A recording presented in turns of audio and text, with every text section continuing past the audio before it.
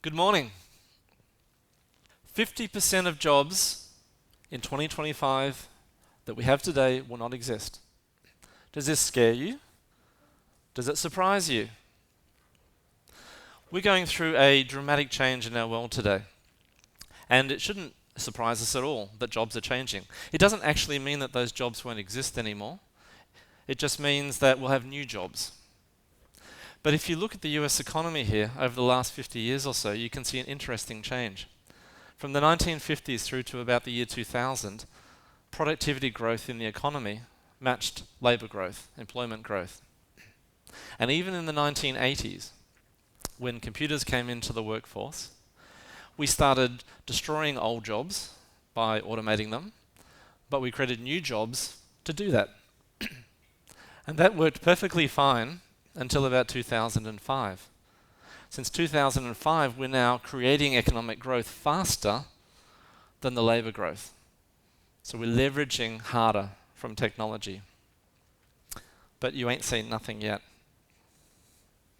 What's coming next is artificial intelligence. In fact, it's already coming into workplaces.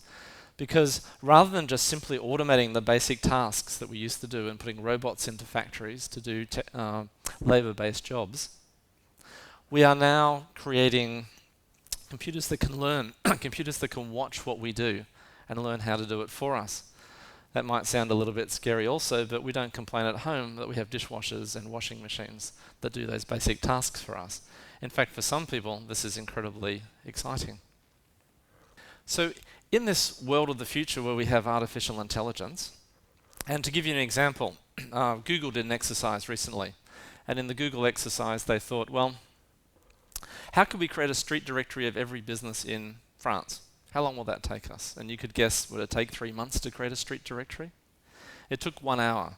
It took 1 hour because they put a whole lot of people into a room for an hour, and those people sat on the computers and they looked at the street map views from Google, and they tried to analyze, okay, that looks like a Coca-Cola advert, that looks like a street number, that looks like a business name.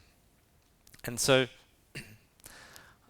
the computer watched them do that for 55 minutes, and then it took 5 minutes to look at the whole rest of the database and create a directory of the whole business directory of France. Amazingly powerful tool. It basically learned what those people did. ANZ Bank in Australia has bought a supercomputer from IBM called Watson. And this supercomputer works as a financial advisor. Now, you used to go to a financial advisor, have a lovely meeting, give them some information about yourself, and come back a week later and get your advisory plan. Now the computer does it while you're having a cup of coffee, and you get your advisory plan by the end of that 1 hour. It's going to change the way we work. And it's not just changing jobs in that way, it's going all the way through organizations. So it's changing the way lawyers work, it's changing the way doctors work. And artificial intelligence has already hit the C-suite. So all of that big data that organizations have can be analyzed very, very quickly and support the decision-making of leadership in organizations. It's a massive change. And so for all of us in the world, when these computers start learning what we do, what does that actually leave for us? What's left over for us? And I think it's about 3 things. I think it's about creative intelligence, the ability to create new ideas or combine old ideas in new ways. And it's about social intelligence or emotional intelligence, because we're going to be doing that together. We're going to be doing that as teams. And it's also going to be about how we learn how to leverage artificial intelligence. And we're going to do that in many cases to create experiences for other people.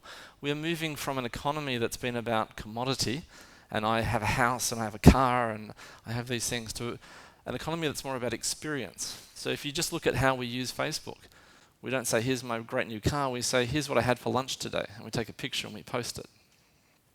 Actually, you probably don't use Facebook, you probably use Instagram or something else. So if we want to understand about jobs in the future, and what jobs in the future are going to look like, we're better to look than LinkedIn, one of the world's biggest networking apps around people and professions. LinkedIn did a study in 2013, looking back over 5 years, to say, what are the new jobs that have emerged in the economy? Number 1, iOS developer. Probably not a big surprise. Number 2, Android developer. Number 3, Zumba instructor. So we're seeing jobs emerge in technology, but also in the service and the health and well-being sector. There was an article in the Daily Telegraph recently in the UK, and it was looking at what might jobs look like in 10 years' time. What are the new jobs that don't exist today? That's some pretty crazy ideas. Body part maker, avatar manager, data waste collector, haptic programmer, vertical farmer. And they sound pretty wild and wacky, except that they're actually already starting to happen today. Jobs are changing all the time. So in this world, what does this mean for corporations? This world where work is changing, we're going to work differently. What are corporations going to look like? So we have here on the left a representation of what I call a small, big organization. So we're going to see organizations that are very small in the sense that they don't have many people working for them, but very big in terms of the impact they have, global in terms of the impact that they have. So for instance, WhatsApp is a great example. It's a company that leverages its technology, has very few assets, and has 45 staff when it was sold to Facebook. It sold for $19 billion, a company of 45 people. We are seeing the emergence of many, many of these small, big companies in the world, and they're taking on the existing large incumbent companies head on. In 1958, in the Standard & Poor's 500, the average lifespan of a corporation was 61 years. The average lifespan of a corporation today, 18 years. The whole world of corporations as we knew it is under attack. And so these organizations, and if you read a book called Accelerate by John Kotter, the author of Heart of Change, he looks at it and it says, what can we learn from the way these organizations work and overlay that on big corporations? Still need big corporations for some things. We need our Apples to buy our iPhones from. We need organizations that will build bridges and roads and things in our society. And these companies are very traditionally a hierarchical structure, and they rely on scale and capability. So how can they start to act or learn from how these companies act to be more competitive? So I see the organization of the future, the corporation of the future, for what it produces will become smaller. So it'll be a much smaller core. There'll be probably very little middle management as such. People will self-manage themselves. So that middle group of the organization will be more about middle mentorship. A group of people that set the big idea, manage the brand, guide the organization, and establish a whole lot of independent projects. And then within that corporation, there'll be small dynamic little teams that are leveraging technology in the same way that these new kinds of companies are to do different parts of what that corporation wants to do. And some of those things will be with a very clear purpose, and some of them will be just in case, a new idea. Let's get to the market first. And so there'll be this whole sort of ring of small teams around this central mentorship. But that will extend beyond the corporation as well.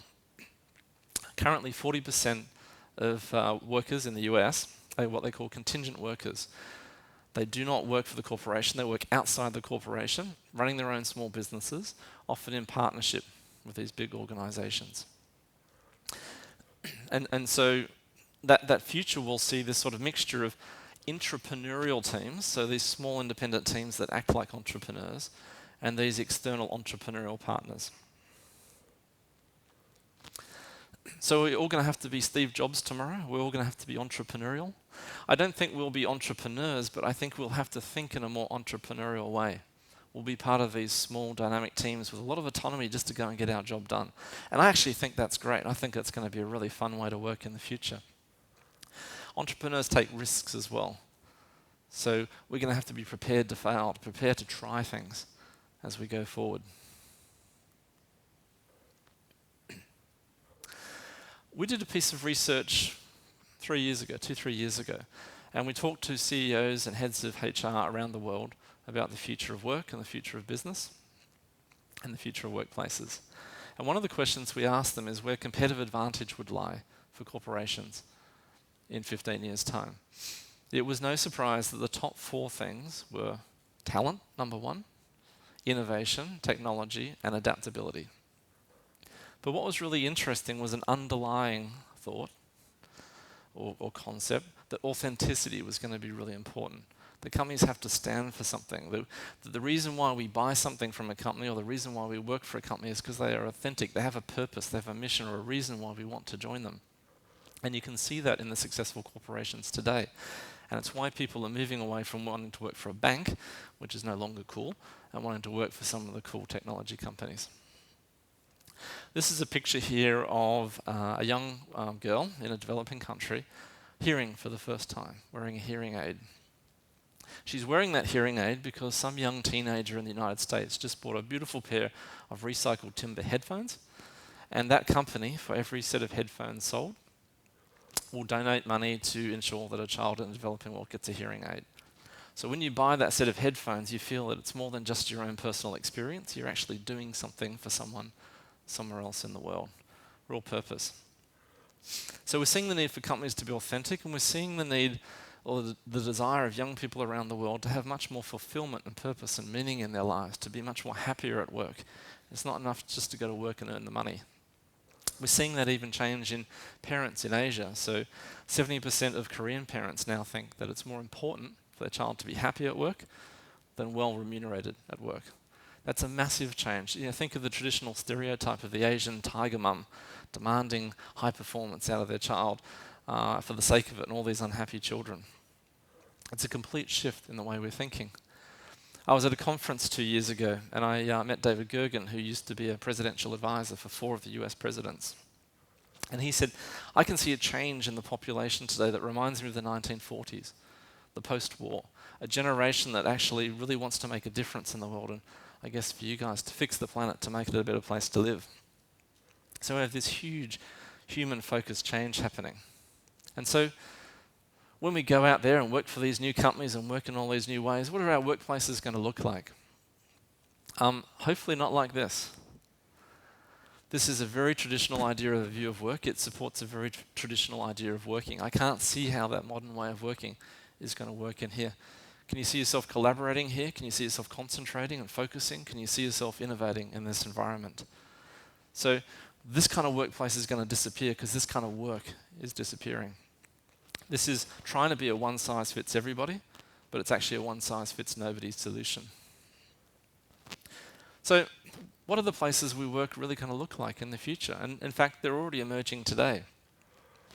2 key reasons for that, and it's driven by technology, because technology enables us to be much more mobile, and I'm sure you're all familiar with that, and mobility enables you to have choice. So we can create places to work that are much more rich and diverse, much more choices of different places we can work. We can have lovely quiet places, and we can have private places and garden places to work. We can have collaborative and creative places to work. And we move to the places where we want to work to get our work done in the best possible way. But more so than just nice places to work and exciting places to work, they're also going to be places that allow us to organize ourselves however we want. So think about how that traditional solution works today. You come in, you get told you're going to sit here. That's your spot, and your spot. Now go away and work. In the future, we'll be told, this is the job you all have to do. There's the space. You go and work out how to do it yourselves. And you'll sit and work with the people you need to and want to work with. You'll have choice to do that. Self-organization in the workplace. Workplaces in the future are also going to be healthier. Recently, there's been the development of what's called the World Building Standard, a standard that's based on 7 years of research around how the environments we live in affect our health. We spend 92% of our lives in buildings now when we live in cities, 92%. So it's critical that these buildings support our health much better. The World Building Organization did 7 years of research. It was the American Medical Association, the Green Building Council, the Cleveland Institute, and even Deepak Chopra, the thinker about holistic human health, all combined to create this new standard to drive change in the places we work. And we're looking at things like air quality, water quality, natural light. We're looking at fitness and nutrition and comfort and health to create a holistic idea of the places that we work. And so what's that going to make our workplaces look like? What's going to change? Does anyone know what the circadian cycle is, our natural human body rhythm that moves with the ebb and flow of the change of the day? Well, I don't know whether we notice it that much, but the light of the sky changes during the day, different colours, different times of the day. There are LED lights now that will change in that same pattern. People that work in those environments sleep better at night and they focus better. We'll see access to water much more readily available because we need to be hydrated all the time. We'll see a lot more activity at work. We see desks that are sit-stand. I can sit for a while, I can stand for a while. I can move around. I can sit on my mobile phone and talk and walk. Because activity makes us healthier. It's being static in work that makes us unhealthy in the workplaces. So again, we're going to see dramatic change there, much better places to work. This is an app that helps you find a place to work. And so the app is really a way to sort of, if you're one of those people that is in that group of people that's not working for a major corporation, where are you going to work? Are you going to work from home? That's a little bit isolated, isn't it? So you want to go and work at a place that's kind of interesting and dynamic, because part of the reason why we go to work and we go to office buildings is to be with other people. And if we don't work in corporations, how's that going to work for us? So this is a co-working centre here, and this is a place where you've got kind of cool places to work. You'd have some private rooms, a whole variety of different places to work. But you don't just go there to find a place to sit and work. You go there to be with people like you. So we're seeing clubs emerging, particularly in UK and Netherlands. So it might be around digital application developers. It might be the recording music industry, the film industry, lawyers. Different centres set up for groups of people of like interests to come together. Because when you don't work for a big corporation, you need someone to bounce that idea off. You need people to learn from. You want to hang out with people like you. And these centres form a really important purpose for that. And so quality of experience becomes important as well. And potentially this starts to create this idea that you can start to create businesses together as well as just share ideas together. The creator of this app, Mark Gilbreth, it's a company called Liquid Space, has predicted that by 2030, that 50% of all real estate transactions to lease space will happen online with apps. That's a complete transformation for that industry. That's the Airbnb, Uber world coming to the world of real estate. But co-working is more than just about a place to work. It's actually fueling this change in the nature of business and how we work. So two interesting examples of people that are building co-working centres. One is National Bank in Australia. They've built a new campus building, a new office building, and the bottom two levels of that building are dedicated to customer space, to client space. And within that space is a co-working centre. And I've met the guy who runs the co-working centre, and I said, what does it take to be the guy who runs the co-working centre? What was your qualifications? And he said, well, I'm a banker. I've worked in the area of corporate social responsibility. But also, when I went to university, I was a barista. I used to make coffee. So he runs the centre, he welcomes now the people who can use this co-working centre are the customers of the bank, the business customers of the bank. So he will usher them into the space, find them a place to work, and gets to know them, makes them a coffee. And over time we'll say, well, can I help you with your cash flow? How's your business performing? So it's a different kind of customer relationship. So this bank is going to use this space, provided for free to its customers, to run their own business as a partnership that they have with them.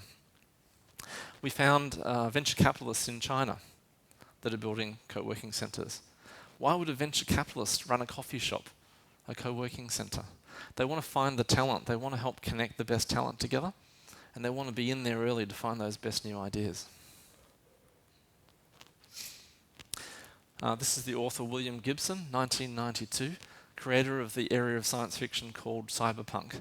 And he made this quote: "The future is already here, it's just not very well distributed." So imagine in 15 years' time, looking back on all the trends that are happening in the world, and you think, well, where did this all start? Chances are most of those things would have already started today. You can see evidence of it already today. And we can see that. Body part maker. Yes, we're already making body parts. And not just out of titanium, we're now making them out of stem cells. Extraordinary changes in those worlds. So we're seeing all of that today. But the future is not set in stone. So I would encourage you all to go and follow your passions, use your creative intelligence, use your emotional intelligence, and go out there and make the world a better place.